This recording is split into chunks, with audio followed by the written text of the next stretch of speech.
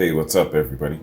Gonna do a classic rock reaction, man. This is a back-to-back, man. And with most back-to-backs, sometimes it's of the same song, the same artist covering the same song, maybe studio first and then usually something live afterwards. That's kind of like my classic back-to-back format.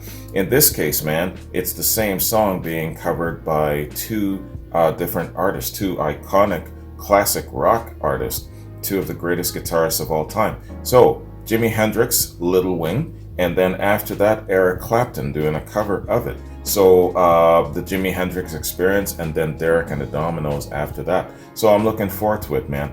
And it's really interesting because the length of the Hendrix song is only 2 minutes 25 seconds.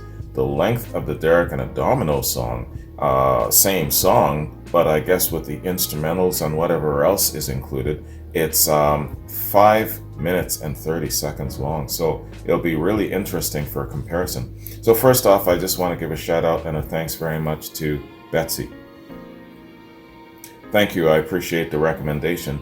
And Betsy says, Wayne, after enjoying your recent complimentary quad of Jimi Hendrix, I instantly thought about asking you to consider a side-by-side reaction to Jimmy's Littlewing, from the original studio recordings released by Jimmy in '67, and the later cover released by Derek and the Dominoes in 1970. This cover by Eric may very well be one of the best ever recorded. I know when I heard it, it sent me back to listen to the original from Jimmy, and I've loved both from the time they were released to the world. Without giving too much away, maybe Eric's release should be thought of as a tribute rather than a cover. Maybe you'll agree with me on that.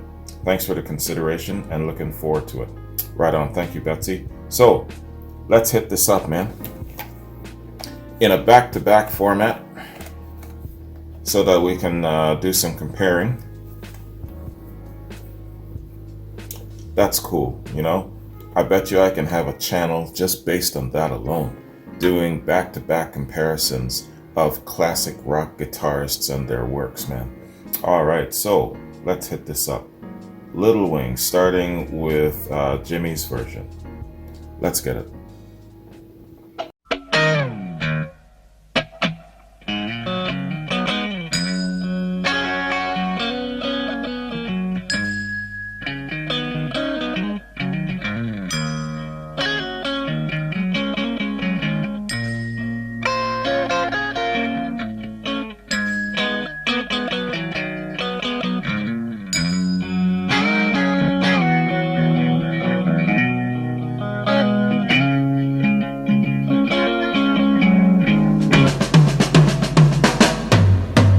She's walking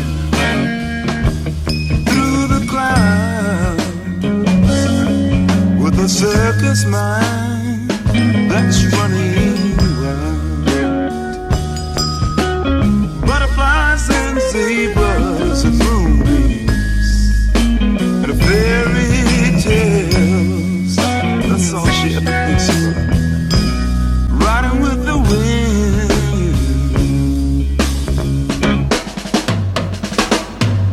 When I'm sad, she comes to me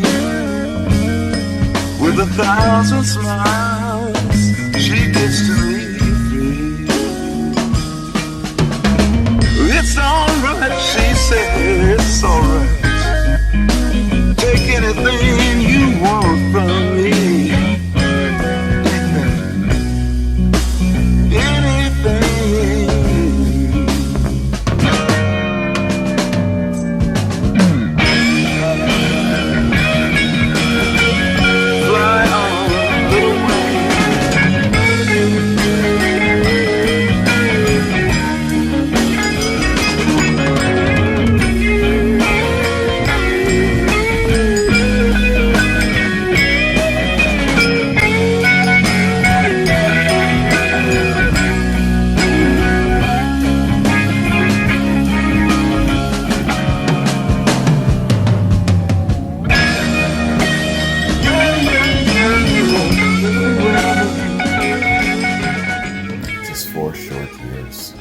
Look at the influence and the mark this guy has made.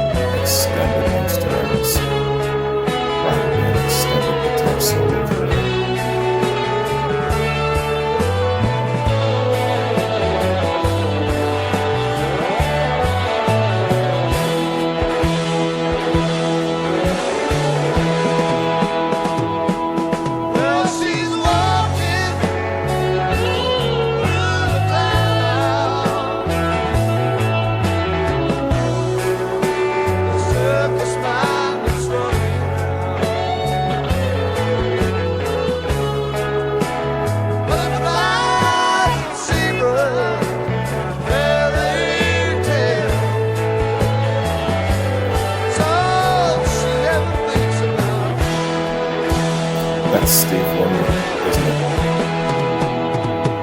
And when I'm sad,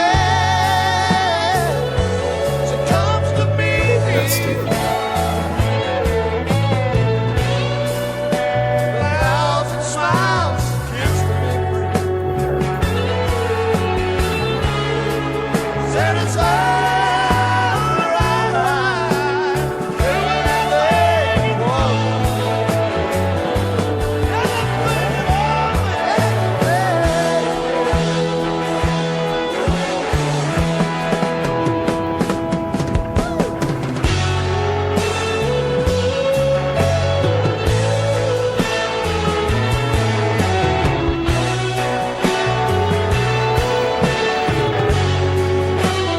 This song was part of a choir a while back. I can't remember this choir. I've heard this version before.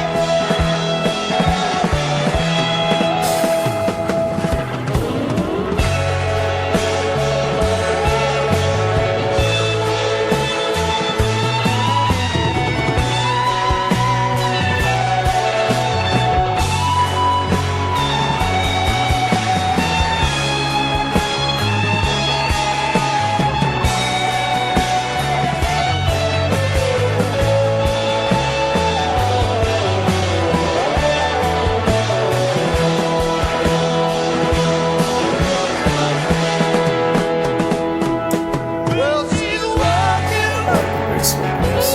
through the crowd. Surface mind is running round.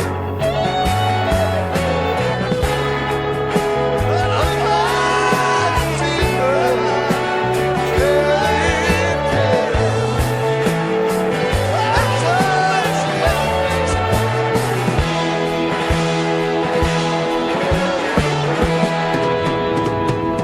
And when I'm sad, she comes to me. With a thousand smiles, she gives me free.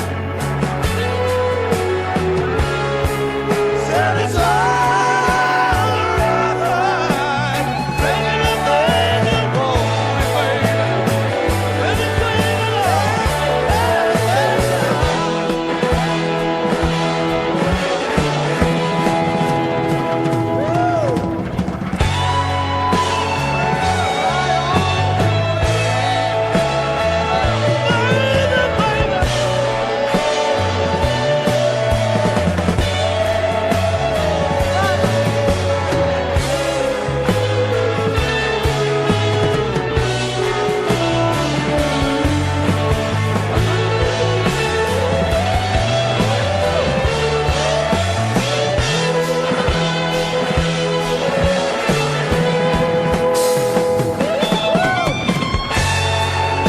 It just takes it, doesn't it?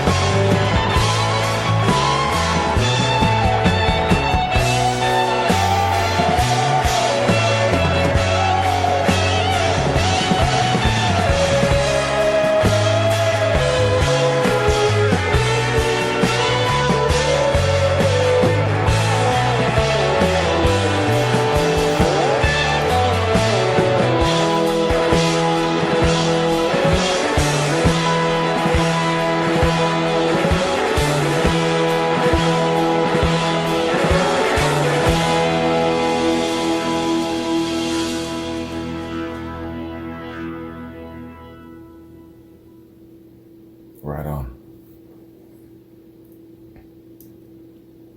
Right on, right on. That, my friends, is the way you do a great song justice, right? That is the way you complement an already excellent song. You take a short, sweet number like Littlewing, done by the Hendrix Experience, and then you expand and you stretch it and you add some really fantastic instrumentals, some great vocal harmonies, and some power to it. That is how you do a tribute, you do a cover to an already existing great song. You don't butcher that shit by doing your little dumbass spin on it and just putting it out there.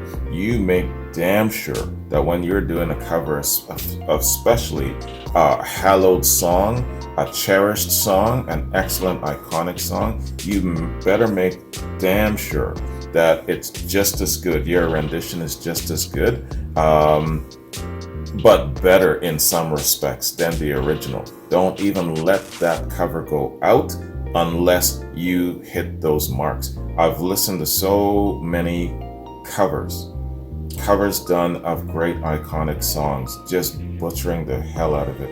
How could you in good faith let something like that, how could you release it into the world? I'm not gonna drop any names, man. I'm not gonna drop any names, but one real hard gleaming example comes to me. I'm not gonna drop names of the artist, but I'm gonna drop the name of the song as an example, and then you can kind of fill it in on your own. Hey, Hey, What Can I Do by Led Zeppelin. If you are even gonna touch that song, you make sure, take a poll, get 100 people, and you better score 100 out of 100 before you release a cover of that iconic song. You know what I'm saying? That's what I'm talking about. When you've got a great song and it's being covered by someone else, that someone else better make sure that it's damn good, if not better. They did that here. They made sure that it's just as good as the original. The original was short and sweet.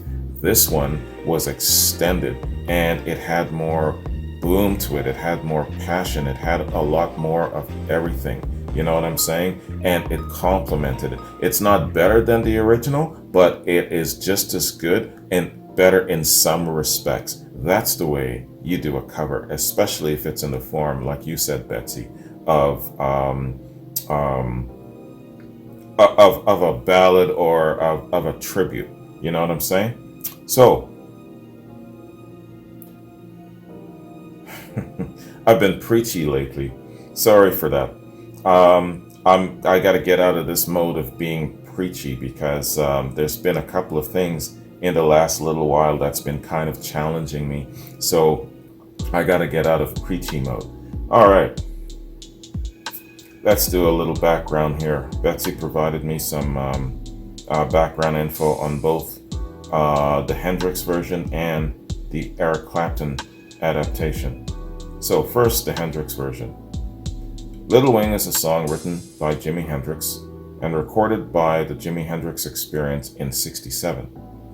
It's a slower tempo rhythm and blues inspired ballad featuring Hendrix vocal and guitar with recording studio effects accompanied by bass drums and glockenspiel.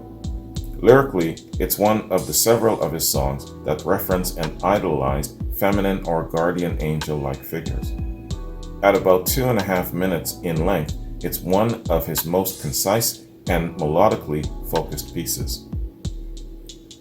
Yeah, when you're talking about Jimi Hendrix, those are good words to describe this song. Concise and melodically focused, because this brother can go off, can't he? And he can just go around the bend a couple of times before he gets to where he wants to land. So really good words to describe him. Nothing bad about that, mind you. That's part of his charm. The origins of Littlewing have been traced back to the 1966 recordings of My Girl, She's a Fox, an R&B song which featured Hendrix playing Curtis Mayfield-influenced guitar accompaniment. He developed the song while performing in New York's Greenwich Village prior to his involvement with producer Chas Chandler.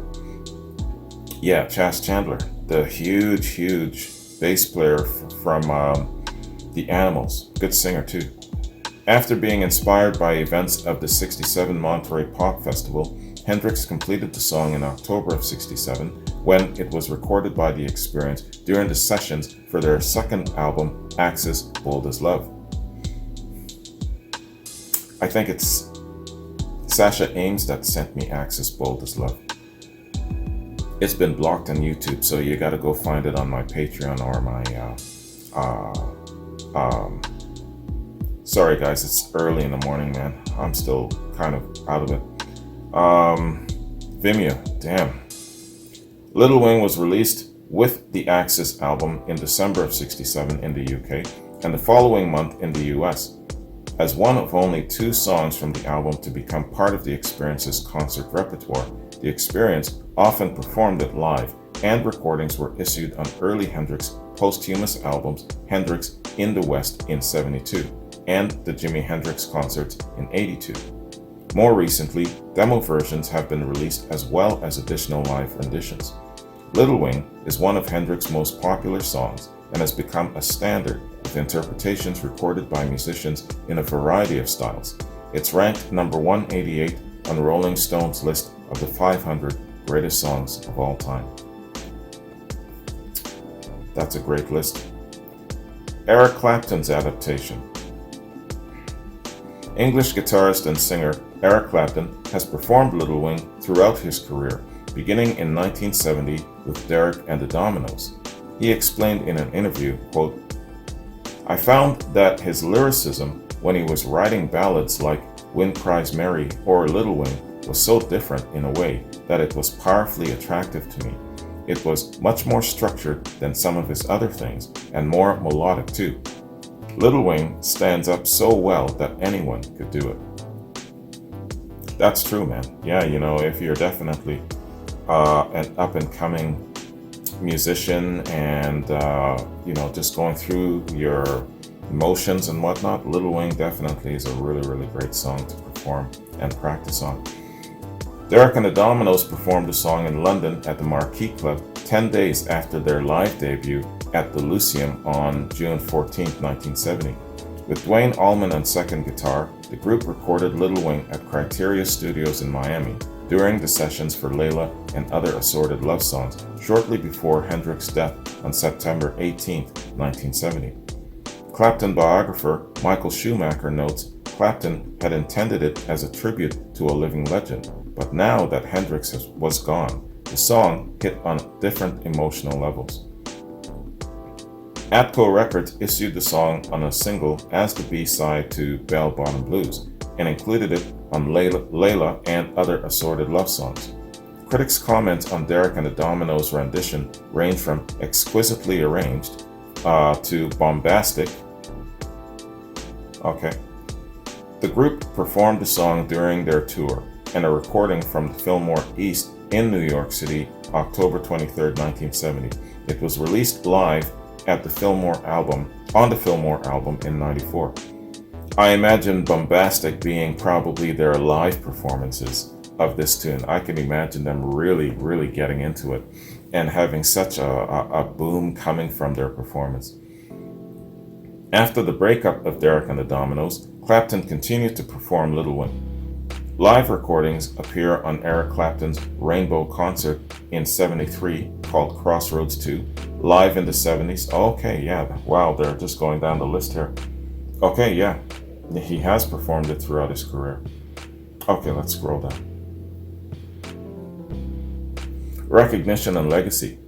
Rolling Stone has included Littlewing on its list of the 500 greatest songs of all time. Okay, and it's going through all the various lists and all the different times that it's shifted around. I'll skip through that. Several musicians have recorded the song in a variety of styles. Texas blues musician Stevie Ray Vaughan recorded an instrumental version in '84, although it was not released until '91, when it appeared on Vaughan's posthumously released album, The Sky is Crying. That's a great song too, The Sky is Crying. Vaughan's interpretation of the song won the 1993 Grammy Award for Best Rock Instrumental Performance. Rest in peace to another great legend, Stevie Ray Vaughan. Gone too soon. Man, I tell you, if I was to do a Gone Too Soon series, and again, if I was to do an offshoot rock channel, it would be Guitar Greats, and it would be the Gone Too Soon series. Just that alone would probably, I'd have enough material to keep that rock review channel going for years, man. Gone too soon. Could you imagine? All right. That is our back-to-back comparison of this excellent song. Well done to Derek and the Dominoes. Taking a really great iconic song and not taking anything away from it, complementing it very, very well. Their version was different, but still just as good. And that's what you want to go for if you're going to do a cover to anything. You know what I'm saying? It's got to be just as good. What am I thinking of? I'm thinking of Heart's rendition of Stairway to Heaven when Led Zeppelin were receiving their Kennedy Center honors. You know what I'm talking about? Do shit like that. Make your cover of a great iconic song just as good, if not better in some respects. You know what I'm saying? That is what is needed. Otherwise, don't touch hallowed ground. That's my point. And you know what? I could sit here and I could pull a list out of my head, but I'm not going to. I'm sure that you guys have your own respective lists, but I'm sure you agree with me, right? Don't touch hallowed ground. Some songs are not meant to be touched. And I gave you an example of mine. Hey, Hey, What Can I Do by Led Zeppelin. If this was the Gong Show and I had the damn gong, the person who covered Led Zeppelin's Hey, Hey, What Can I Do, I would gong your ass out of the building. Let me just put it to you like that. Anyway, y'all, thank you very much for joining me, man. Betsy, thank you very much for this. Svein Agvo, I know I always pronounce that wrong. John, Pete, got reactions I got to hit up coming for you. And I got some Led Zeppelin type stuff coming up soon as well. So looking forward to all of that. It's been a busy time for me. Sorry about my lateness and whatnot. But yeah, you know, this is the time where I really get busy, and spring and all of that sort of thing. So it's going to be probably spaced out sometimes in between spring and going into summer where my reactions are concerned. But I'm sure, you know, if you've been with me a while, you're used to that by now. Anyways, have a good one. Take care, and I'll see you tomorrow. Peace.